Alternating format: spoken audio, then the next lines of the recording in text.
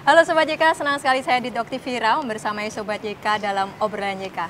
Hari ini kita akan ngobrolin tentang salah satu event yang diselenggarakan oleh pemerintah Kota Yogyakarta. Dan ini adalah event tahunan. Sobat JK perlu tahu nih, pemerintah Kota Yogyakarta saat ini sedang menyelenggarakan Festival Foto Jogja dan Festival Film Kampung Kres 4 tahun 2025. Hari ini kita akan ngobrolin tentang FFK dan FFJ 2025 ini bersama dengan Dewan Juri dan juga panitia penyelenggara. Nah Sobat JK, tanpa perlu berpanjang-panjang lagi nih, langsung saja saya mau menyapa para Dewan Juri dan juga panitia penyelenggara yang hari ini sudah hadir di Taman Budaya Embung Giwangan. Selamat sore, saya sapa dulu Mas Dimas Adi Satria sebagai akademisi dan praktisi multimedia. Selamat sore Kak. Baik, kemudian di sebelahnya ada selamat sore Mas Misbahul Munir. Selamat sore Mbak Diti, selamat sore teman-teman. Ya, Mas Misbahul Munir ini sebagai fotografer, betul ya Mas? Iya, sepertinya masih iya. Baik, kemudian di sebelahnya ada Mas Thomas Kristiawan sebagai filmmaker. Selamat sore. Selamat sore Kak. Iya. Kemudian ada juga yang menemani saya nih, paling cantik di antara kita. 1, 2, 3, 4 ya, karena saya merasa nggak begitu cantik. Enggak deh. Ya, ada Bu Ana Variana dari Panitia Penyelenggara FFK dan FFJ 2025. Selamat sore Bu Ana. Selamat sore Diti. Baik Sobat JK, FFK dan FFJ tahun 2025 ini tentunya jauh lebih challenging dibandingkan tahun sebelum-sebelumnya. Dan ini kita langsung mau tanyakan nih ke Mas Dimas untuk memulai podcast pada hari ini. Sebenarnya FFK dan FFJ tahun 2025 ini kan berbeda ya Mas, dan cukup istimewa. Apa sih Mas yang bikin berbeda dari tahun sebelumnya nih? Ya, terima kasih. Di tahun 2025 ini kita sudah berjalan selama 4 tahun, atau kita masuk ke tahun keempat. Dan di tahun keempat ini istimewa. Kita membuat sebuah konsep yang cukup menarik untuk festival foto sendiri, FFJ. Kita mengangkat tema foto story. Dan untuk yang FFK, film kampung, kita mengambil tema film layanan masyarakat. Keren banget nih. Beda ya kalau tahun-tahun sebelumnya. Nah, Mas Munir, saya mau nanya ini. Kan tadi Mas Dimas sudah ngomongin kalau tentang foto story sama film layanan masyarakat. Nah, kenapa sih tahun ini tuh kita konsepnya tuh lebih fokus ke itu, Mas? Oke. Kalau secara umum sebetulnya masih bertajuk ke tema-tema umum yang terdahulu ya. Mengapa ke Jogja? Kalau kali ini kotaku bersih. Jadi kalau sebuah kota bersih itu kan akhirnya menjadi salah satu alasan siapapun juga mendatangi kota tersebut. Nah, tahun ini terkait dengan terobosan pemerintah Kota Yogyakarta, salah satunya adalah tentang penanganan sampah, maka kita mengangkat tema itu, baik foto story-nya ataupun film pendeknya. Jadi harapannya adalah banyak langkah-langkah yang seharusnya di keseharian kita bisa lakukan, di mana langkah-langkah yang kecil ini akan bisa membawa kota kita yang tercinta Yogyakarta menjadi jauh lebih bersih dari sebelum-sebelumnya. Kira-kira gitu ya. Oke. Dah, ini saya langsung ke Bu Ana nih. Bu Ana, kalau tujuan dari penyelenggaraan dari festival ini tuh apa aja sih? Oke, jadi terima kasih Mbak Diti ya. Bahwa untuk penyelenggaraan festival ini sebenarnya tujuan awalnya pasti sama, yaitu kita mempromosikan Jogja. Cuman untuk di tahun ini kita lebih spesifik, kita mengikuti memang yang baru ramai dibicarakan ini di Kota Jogja, terutama tentang penanganan sampah. Dan ini kita mengajak masyarakat berpartisipasi aktif untuk bagaimana sih bahwa budaya tentang kebersihan itu dibangun oleh semua orang, menjadi tanggung jawab semua orang. Dan bahkan seperti yang kita tahu bahwa tahun ini pesertanya kan luas ya, nggak cuma dari kota Jogja. Artinya bahwa siapapun yang datang ke Jogja itu dia punya tanggung jawab bareng-bareng untuk menjaga kebersihan kota Jogja. Itu. Oke, keren banget. Nah, sekarang saya mau nanya ke Mas Thomas nih. Kan tadi kita sudah membicarakan tentang tema yang besar, Kotaku Bersih. Ada nggak sih Mas subtema dari Kotaku Bersih itu? Sebenarnya subtemanya ya tentang bagaimana kepedulian terhadap sampah itu sendiri. Jadi bersih itu dalam artian mungkin terlalu luas ya. Bersih itu bersih, apakah bersih dari hatinya atau bersih dari lingkungannya. Nah, kita lebih ke spesifik ke lingkungan, bagaimana menjaga Jogja itu tetap bersih, bagaimana mengolah sampahnya untuk menjadi lebih produktif dan sebagainya. Sehingga efek dari bersih itu akan luas sekali nanti. Luas dari bagaimana menyadarkan masyarakat, menyadarkan para wisatawan, dan juga menghasilkan sebuah kota yang memang nyaman untuk dikunjungi seperti itu. Terus ada beberapa subtema lain pastinya ya, mungkin terkait dengan recycle atau seperti apa. Nah, kita sekarang sudah lihat di depan layar ini ada, sebentar. Ada HP? Oh, bukan, mohon oke. maaf. Ini ada salah satu dari Kota Jogja ya Mas ini Yes, ya. betul. Kemarin kita sempat berkunjung nih teman-teman Sobat JK, dan ini saya coba mau tanya. Dan jangan salah, itu milik saya sendiri. Nah, oke. Mohon maaf. Disclaimer ini punya Mas Munir tapi saya pegang. Siap. Pinjam sebentar ya. Ini monggo Mas Munir. Aduh, Balik ke ownernya. nah, gimana sih Mas Munir, kemarin kan kita ceritain sedikit ya, ketika kemarin kita sempat berkunjung ke salah satu tempat di lokasinya tentu di Kota Yogyakarta. Gimana Mas kemarin? Jadi ini salah satu yang bisa jadi inspirasi untuk teman-teman. Salah satu subtema yang kita lombakan itu ada sosok pahlawan kebersihan, kira-kira gitu ya. Kemudian ada juga subtema yang pengen diangkat adalah bagaimana sampah diolah, Betul. bagaimana pengolahan sampah yang canggih, kemudian bagaimana kisah seseorang itu menjalani kehidupan sehari-hari dengan sampah dan seterusnya. Ada, nanti bisa dicek di Instagramnya Pemkot. Nanti teman-teman lebih detail di sana. Yang akan saya bawakan ini, kemarin kita semua main ke sana, ke salah satu namanya Bank Sampah. Bank Sampah yang ada di Gedong Kiwo, Yogyakarta.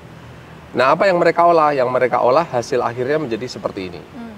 Ini bahannya dari apa? Bahannya dari limbah botol air mineral.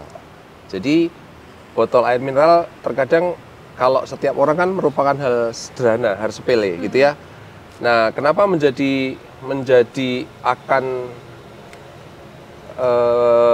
menghasilkan sampah yang mungkin akan mencemari ya? Karena kita nggak kerasa. Setiap hari kita mungkin membeli, mengkonsumsi air mineral, kemudian kita nggak pernah berpikir botolnya ini mau kemana nih. Langsung Nah, dibuang aja. langsung gitu. dibuang. Nah, salah satunya adalah teman-teman dari Bank Sampah, Bank Sampah Pakiwan ya, penyebutannya. Pakiwan. Bank Sampah Pakiwan gitu. Nah, nanti teman-teman boleh googling Bank Sampah Pakiwan, hasilnya seperti ini.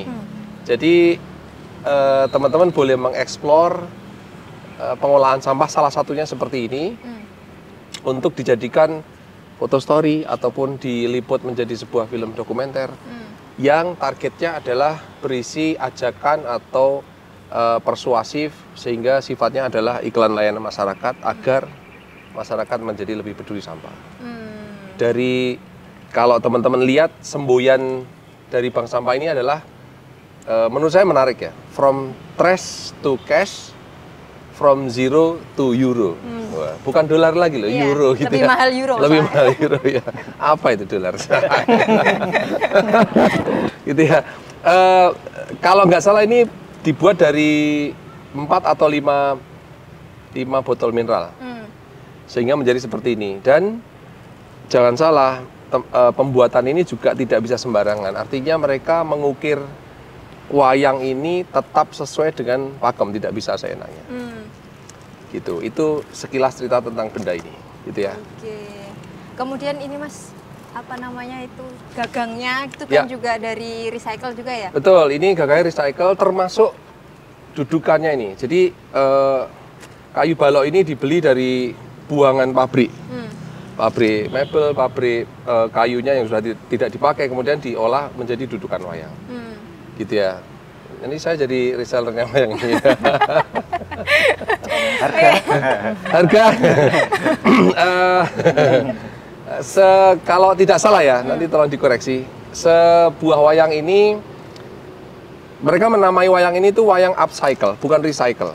Karena menurut teman-teman di Bank Sampah Pakiwan itu, kalau recycle itu kesannya sebuah high tech mesin yang mahal banget gitu. Tapi kalau upcycle hanya mengubah dari sampah ini dengan proses yang tidak rumit, sederhana, biayanya murah, tapi menjadi nilai yang berlipat-lipat.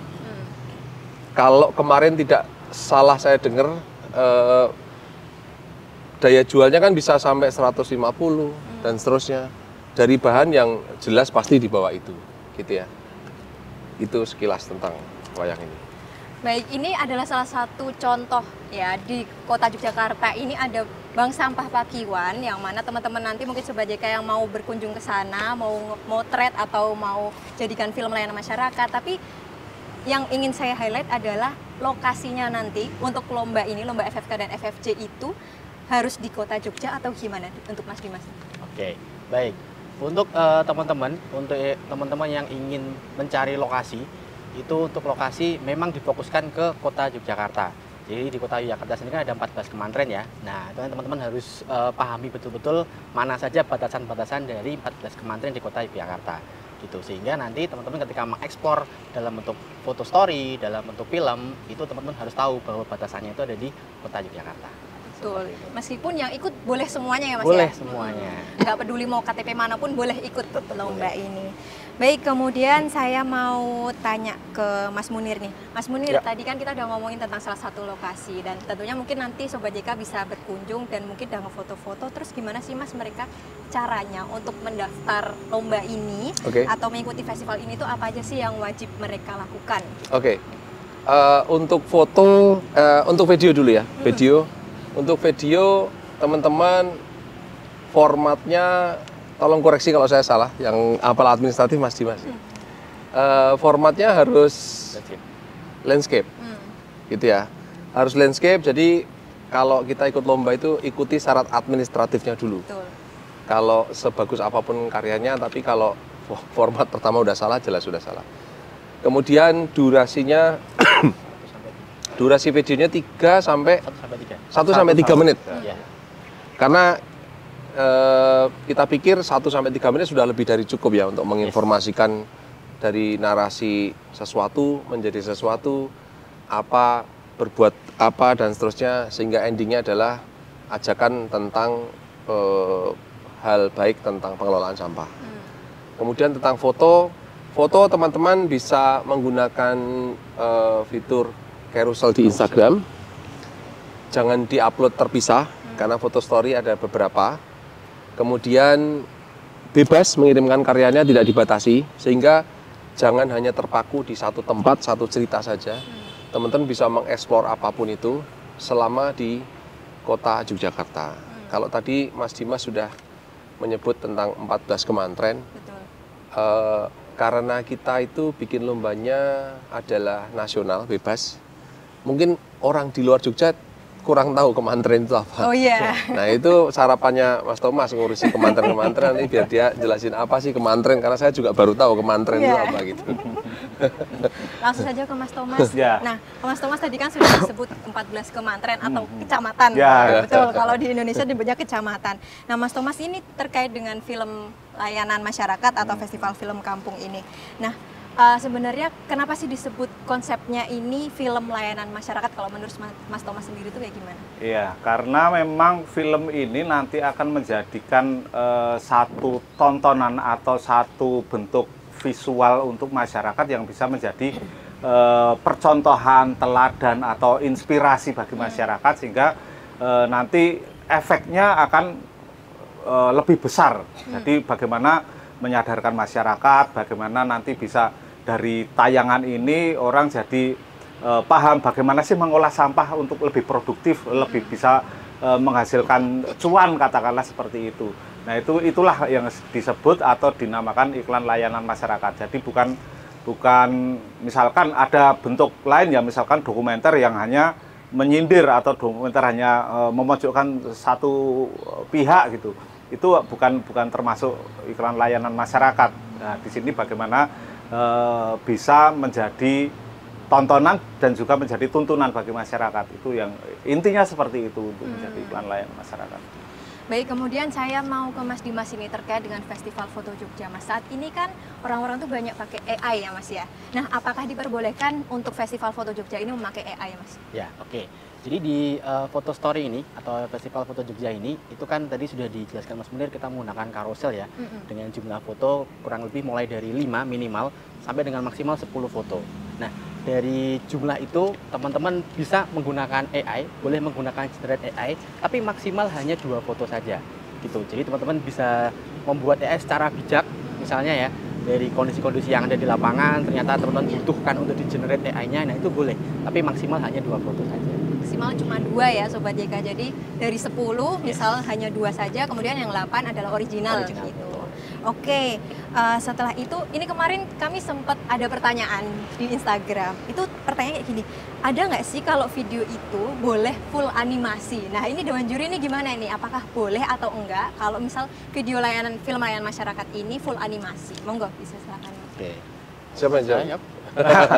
Oke, kalau menurut saya karena kita punya aturan pertama adalah lingkup wilayah pengambilan di kota Yogyakarta, maka full animasi itu menjadi rancu apakah pengambilannya memang di Jogja atau tidak. Tetapi secara konten mungkin bisa lebih baik ya. Kalau secara pembuatannya pasti kalau kita lihat animasi jauh lebih produksinya lebih tinggi. Tetapi ya nanti dari administrasi sendiri aja nanti bagaimana, apakah boleh hanya sekian persen atau gimana. Kalau menurut saya sih selama ada aturan konten pengambilan wilayah di Jogja ya itu yang harus diutamakan. Oke. Baik, kemudian ada nggak sih tips dan trik dari para Dewan Juri nih untuk Sobat JK yang mau ikut lomba ini? Monggo, bisa Mas Dimas atau Mas Munir dulu? Sebenarnya dulu. Saya dulu ya, Ya. urut muda dulu. Ya. Syarat pertama untuk menang lomba adalah ikut lombanya. Betul. Iya, karena sebagus apapun karyanya, kalau tidak diikutkan berarti tidak punya kesempatan menang. 1, ikut lombanya. 2, baca lebih detail aturan-aturan, peraturan, syarat ketentuannya. 3, jangan melampaui deadline termasuk dalam syarat ketentuan. Kemudian sudah itu saja. Jadi asal sesuai tema, sesuai dengan ketepatan waktu deadline submission, kita masih punya waktu sampai tanggal berapa ya Mas Dimas? Tanggal 30 Juli. Juni. Bulan ini. Minggu depan dong berarti ya? Ya tinggal seminggu. Minggu depan masih ada 1 minggu, teman-teman segera upload karyanya. Untuk syarat-syarat lebih detailnya nanti bisa dibaca di Instagram Pemkot Yogyakarta. Kemudian untuk kali ini teman-teman memang tidak hanya upload di sosial media saja, tapi juga harus mengisi beberapa formulir di mana karya, foto ataupun video juga harus diupload di situ. Gitu. Baik, kalau dari Mas Dimas sendiri tips and triknya gimana Mas? Ya, tips and triknya ya. Beberapa dari para kreator dan juga teman-teman mungkin banyak yang nanya ke para juri juga, ini tips and triknya bagaimana. Kalau dari saya pribadi, tips and triknya adalah teman-teman mungkin banyak yang bingung ya untuk nge-create foto story itu seperti apa, bikin film layanan masyarakat itu seperti apa. Nah, teman-teman bisa melakukan referensi atau mencari riset-riset dari contoh-contoh dari pengolahan sampah yang ada di tempat-tempat lain, di kota lain atau mungkin di daerah lain.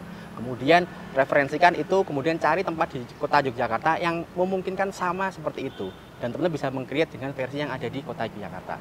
Gitu. Jadi tidak benar-benar pure dari kosong, teman-teman bisa mencari dulu hal-hal yang sekiranya bisa mirip, bisa sama, dan itu tinggal dibuat yang versi kota Yogyakarta. Oke. Gitu.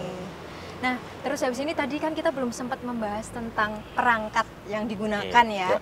Nah, perangkat yang digunakan ini gimana sih Mas nanti? Apakah boleh harus pakai kamera aja atau boleh pakai handphone? Dari Mas Munir gimana? Sepertinya Mas Thomas yang lebih apa? Karena dia juga setiap saat meng-create dari HP sampai kamera yang canggih gitu ya. Tapi seingat saya semua gadget boleh ya? Ya, Boleh, Mas Thomas, semua gadget boleh. Semua gadget diperkenankan teman-teman, jadi nggak usah ragu.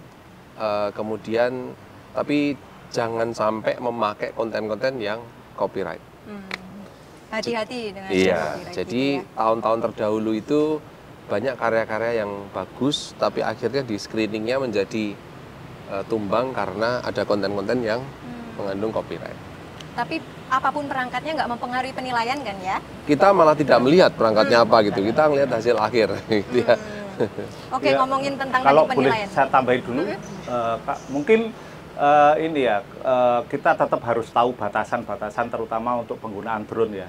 Drone ketika di area keraton atau di area Gedung Agung dan sebagainya, area-area vital itu memang harus diperhatikan karena kan memang ada larangan di situ. Sehingga nanti kalau percuma ini kontennya sudah sangat bagus, tetapi ada satu footage di situ, pasti kita nggak akan meloloskan untuk paling tidak masuk nominasi pun tidak.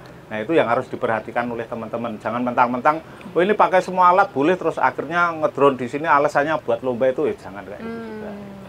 Tetap harus dipastikan administrasinya juga ya Mas ya. Nah Mas Thomas tadi terkait dengan penilaian. Apa saja sih kriteria penilaian dari Dewan Juri ini, baik untuk FFK maupun FFJ? Kalau dari Mas Thomas mungkin bisa FFK dulu yang festival film. Kalau untuk FFK, penilaian pertama yang pasti adalah bagaimana menerjemahkan tema yang sudah kita berikan. Ada tema, ada subtema, ambil salah satu aja, jangan terlalu ini biar merangkup semuanya, biar mungkin mindsetnya kalau semua tema ini masuk jadi lebih punya nilai, tidak juga. Satu fokus saja satu tema, kemudian breakdown itu dengan detail, terutama kalau bisa di mana bisa membreakdown itu di luar di luar pemikiran orang-orang kebanyakan. Jadi bagaimana mengambil satu tema itu dengan sudut pandang yang berbeda, itu akan menjadi nilai positif. Karena seperti foto misalkan, kita yang pertama melihat adalah keunikan. Kalau sudah unik itu pasti mencuri hati para juri gitu. Betul. Nah kalau tidak unik, biasa aja, ya kita nggak tercuri hatinya gitu kan. Seperti itu. Iya, baik. Kemudian saya mau ke Mas Dimas nih. Mas Dimas, dari pengalaman tahun-tahun sebelumnya, sebenarnya peserta itu kan pasti mengirimkan banyak foto atau banyak karya seperti itu. Nah, sebenarnya kayak gimana sih Dewan Juri melihat kemudian lihat peserta, oh ternyata ini tuh kebanyakan kehilangan nilai atau bisa didiskualifikasi. Nah, itu tuh karya-karya yang seperti apa, Mas? Oke, ya. Biasanya di setiap tahun ya, peserta itu kan karena saking antusiasnya, mereka ngirim banyak karya, bahkan ada satu peserta yang sampai puluhan karya. Dan biasanya dari para juri sendiri itu melihat dari hal-hal secara teknikalnya dulu. Jadi misalnya dari tema dulu, temanya masuk atau enggak. Apalagi sekarang ke foto story ya. Foto story kita sudah membuat tema dan subtemanya, maka teman-teman dari rangkaian foto story tersebut harus sesuai dari salah satu, atau misalnya mengkombinasikan dari subtema yang ada itu juga boleh. Yang penting dari rangkaian fotonya sudah tergambar jelas poin-poinnya seperti apa. Begitu juga dengan film juga sama, poin-poin jalan cerita dalam filmnya juga sama gitu. Sehingga yang paling sering membuat gugur atau nilainya berkurang adalah yang paling utama adalah ide dan temanya itu sendiri gitu. Jadi sudah terlalu melenceng atau bahkan melenceng banget. Di luar yang tadi administratif yang disebutkan sama Mas Thomas juga ya. Baik, setelah ini proses panjang nanti, Dewan Juri kan pastinya juga akan menilai. Kemudian saya mau ke Bu Ana, setelah proses Festival Foto Jogja dan Festival Film Kampung nanti dinilai oleh juri, nanti kan kita mau ada pameran ya Bu Ana. Nah itu seperti apa sih Bu Ana? Ya, dari yang masuk nih, dari peserta yang masuk ada foto dan video ini, nanti kita akan pilih beberapa yang terbaik gitu untuk kita pamerkan. Rencananya sih kita di tanggal 18 sampai 20 Juli 2025. Untuk lokasinya masih dirahasiakan, pasti nanti kita masih menunggu update ya Bu Ana. Betul sekali. Ya. Baik, kemudian Bu Ana, saya boleh nanya sekali lagi, hadiahnya nih FFK dan FFJ itu berapa sih Bu Ana? Ya, jadi hadiah totalnya ya, total hadiah untuk Festival Film Kampung untuk film layanan masyarakat yaitu 20 juta. Jadi untuk juara satunya yang ada 5 juta rupiah, kemudian juara duanya 4.500.000 rupiah, kemudian juara 3 4 juta, dan harapan 1 dan harapan 2 nanti ada 3.500.000 dan 3 juta. Itu untuk yang FFK. Sedangkan untuk FFJ kita ada 2 kategori, yaitu kategori umum dan pelajar. Hadiahnya sama, juara satunya 3 juta, kemudian juara 2 2.500.000, juara 3 2 juta, harapan 1 1.500.000 dan harapan 2 1 juta. Oke. Baik, sebelum ini nanti kita closing, saya ingin mendapatkan statement dulu dari Dewan Juri. Monggo dari Mas Dimas dulu statement closing. Urut yang tua dulu. Pakai statement Ya, urut yang paling mudah berarti sekarang ya. Yang paling dekat, maaf ya Mas ya. Oke.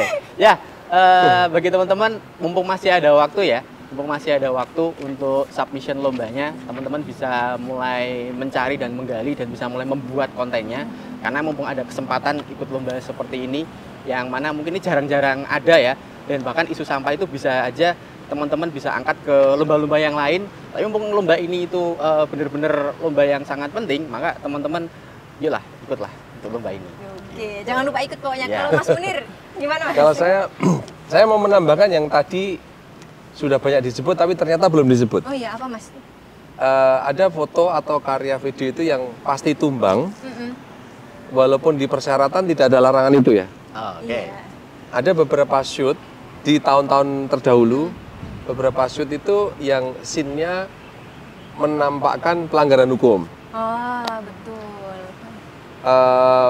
Apa itu pelanggaran hukum? Nah, teman-teman nanti bisa menakar seperti apa sih pelanggaran hukum. Salah satunya misalnya secara nggak sengaja di dalam shoot foto atau videonya itu ada pengendara yang tidak pakai helm. Nah itu kan tidak mungkin naik tayang.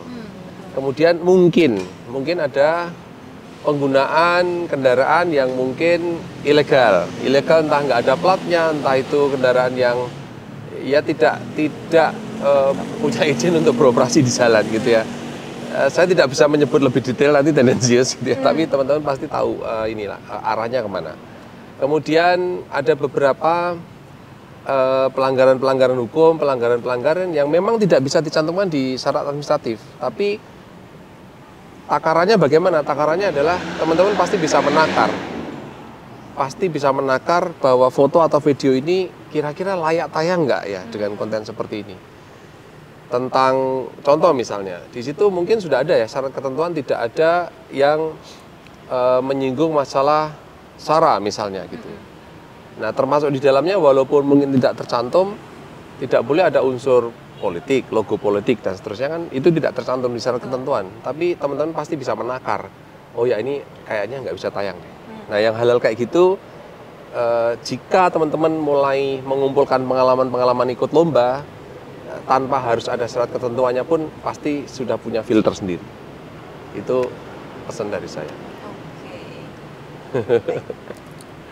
Daging banget. Daging Sudah plus bingung mau lemak-lemaknya komen nih. apa. Daging banget gitu ya. Baik, kalau dari Mas Thomas seperti apa Mas?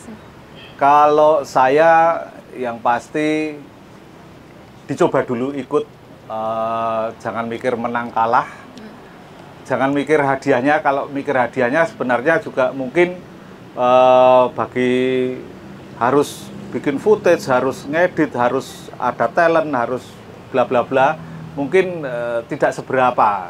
Tetapi bagaimana kita bisa menunjukkan karya kita, syukur-syukur menjadi prestasi, itu akan menjadi bekal untuk kedepannya nanti akan seperti apa. Ya siapa tahu bisa dilirik Pemkot Jogja gitu kan. Wah ini kontennya bagus, diorder gitu kan, bisa jadi itu. Ini ya Mas, jangka panjang ya. Betul. Nggak hanya cuma saat ini Betul. aja. Baik, kemudian saya mau ke Bu Ana. Bu Ana, apa sih harapan jangka panjang dari penyelenggaraan FFK dan FFJ tahun 2025 ini? Oke, yang pertama jelas kita tujuan awalnya gitu ya, itu pasti ke promosi Kota Jogja gitu. Kemudian yang selanjutnya adalah bahwa Kota Jogja itu punya banyak keistimewaan. Ya pariwisatanya, ya kemudian tentang budayanya, dan juga pastinya kalau sekarang punya cara penanganan sampah yang sedang diusahakan gitu. Nah ini menunjukkan bahwa sebuah kota itu nggak cuma romantis yang indah-indah aja, tapi juga punya tantangan-tantangan yang itu real di lapangan, dan itu sepertinya memang menjadi salah satu poin penting yang perlu kita sadari bersama. Itu untuk lombanya ya. Dan terakhir saya juga akan menyampaikan ke teman-teman calon peserta, kita juga ada narahubung di mana teman-teman yang tentunya pengen menghubungi, ingin bertanya lebih lanjut, lebih detail. Kita juga ada atas nama Mbak Ira, ini bisa di 0895 1022 4466. 4466. Baik, Bu Ana, terakhir statement terakhir dari Bu Ana terkait dengan FFK dan FFJ tahun 2025 ini seperti apa? Statement terakhirnya adalah ayo ikut. Seperti yang dibilang Mas Thomas tadi, nggak usah mikirin soal hadiahnya dulu, tapi ini merupakan cara kita bersama dari Pemkot untuk mengajak masyarakat tidak hanya terbatas dari Kota Jogja, tapi dari manapun yang memang punya cinta dengan Kota Jogja. Kita meng-capture hal-hal istimewa dari Kota Jogja, tidak hanya romantisnya saja, tapi tantangan-tantangan ini perlu kita up untuk meningkatkan kesadaran Itu.